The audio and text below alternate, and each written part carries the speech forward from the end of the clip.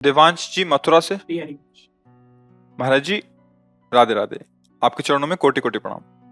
श्री जी की अनन्य कृपा से ब्रिज धाम में जन्म मिला। महाराज जी, इन 18 सालों में धाम की ऐसी अपार महिमा पता ना होने के कारण किसी भी तरह का साधन नहीं बन पाया। प्रबल माया में फंसकर ये अधम बाहर पढ़ने चला गया, पर श्री जी की कृपा हुई। पिछले 8 महीने से आपका सत्संग सुन रहा हूँ, श्री जी की कृपा से नाम जप भी करता हूँ।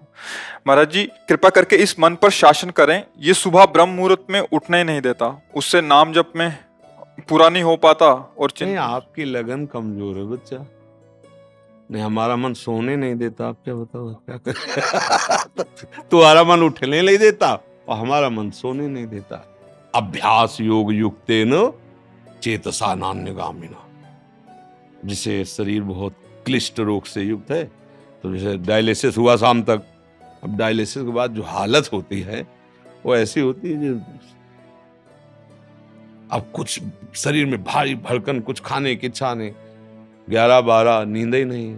अब अगर थोड़ी आनी शुरू हुई तो हमारी 2 बजे से दिनचर्या, मतलब 1:30 बजे में जगना है। अब अगर हम सोते हैं तो फिर जग नहीं पाएंगे, पूरी रात चली गई।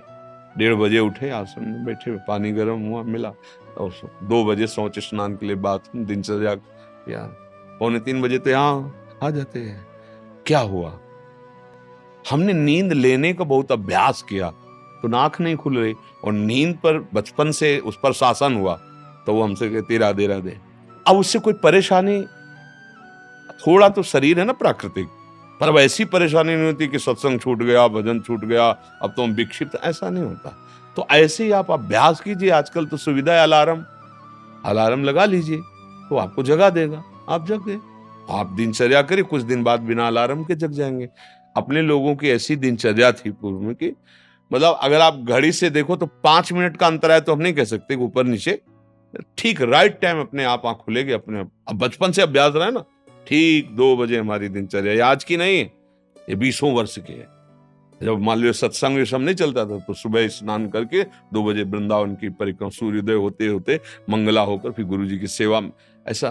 तो हम अभ्यास कमजोर कर रहे हैं। अब किसी किसमें आशीर्वाद की जरूरत क्या, अभ्यास कीजिए।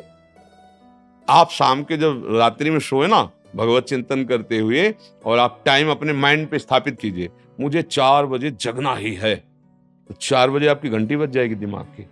फिर आप करवट लेके सो जाए, वो आपकी बात अलग है।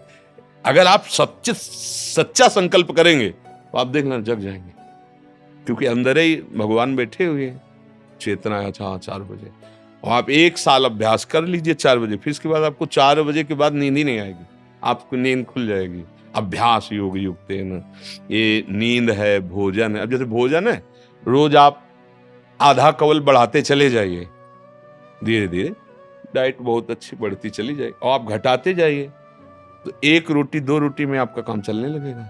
2 रोटी दाल, थोड़ा सा संयम नियम से चलो, बहुत अल्पाहार करने लगोगे, स्वस्थ शरीर रहेगा। और आप आहार बढ़ाते चलो तो ऐसे लोग भी देखें कि ज्यादा शरीर में वजन नहीं है पर उतना भोजन उठा जाते हैं।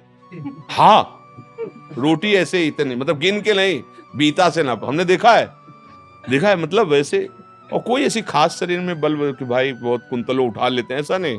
अभ्यास तो भोजन का अभ्यास, भोग का अभ्यास, नींद का अभ्यास। गलत कर लिया तो गलत, अच्छा कर लिया तो अच्छा। अब जैसे संयम, ब्रह्मचर्य, वर्षों स्वप्न दोष भी नहीं होगा। आपने आदत बिगाड़ ली तो अब ना करो तो भी आपका ब्रह्मचर्य नहीं रहेगा। अभ्यास, हम गलत अभ्यास कर रहे हैं तो हम परिणाम में दुखी होंगे, परिणाम में हम नीचे गिरेंगे। अच्छी अभ्यास करें। उचित नींद, अब जैसे बालक को 6 घंटा आपको सोना ही है, 24 घंटे में 6 घंटे आपकी नींद के लिए पर्याप्त है। साधक के लिए 4 घंटे, बहुत शिथिल तो 5 घंटे, अच्छे साधक के लिए 3 घंटे।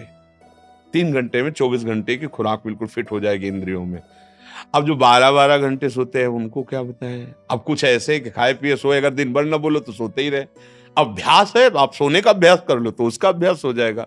अभ्यास है बच्चा, अभ्यास ठीक कर लो तो आपकी दिनचर्या ठीक हो जाएगी। ऐसा महाराज जी इसी विषय को और एक दो प्रश्न आते हैं कि जो रात को लेट नौकरी से आते हैं, फिर महाराज जी वो सुबह थोड़ा सा लेट उठ सकते हैं महाराज जी?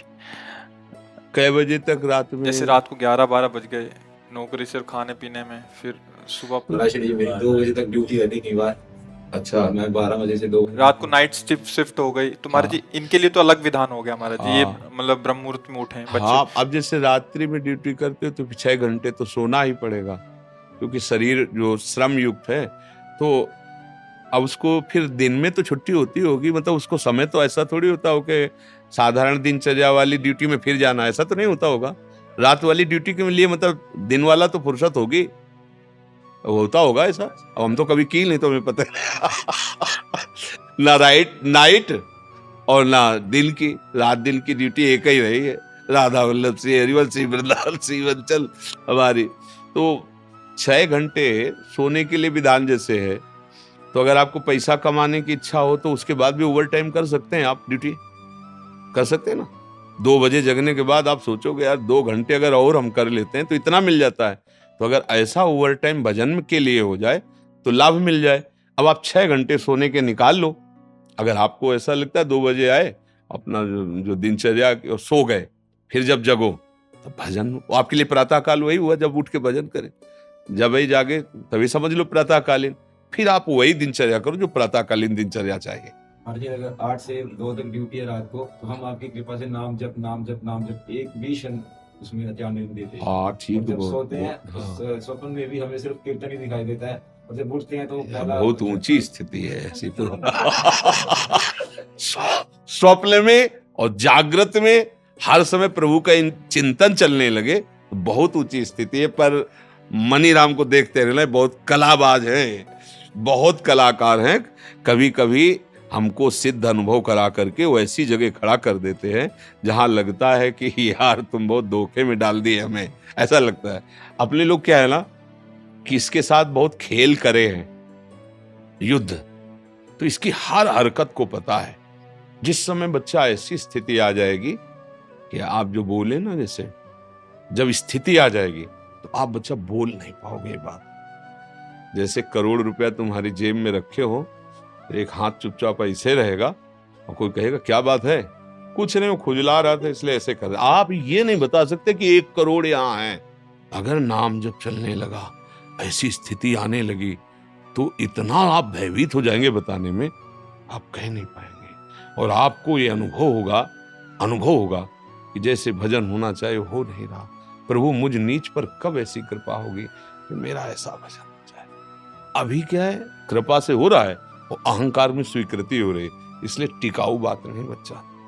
भजन करने वालों के हृदय में ऐसी भजन की भूख पैदा होती कि रात दिन करने पर भी उन्हें रोना आता है कि प्रभु कब मुझसे ऐसा भजन होगा जैसा संतों ने किया, और रात दिन भजन कर रहे हैं।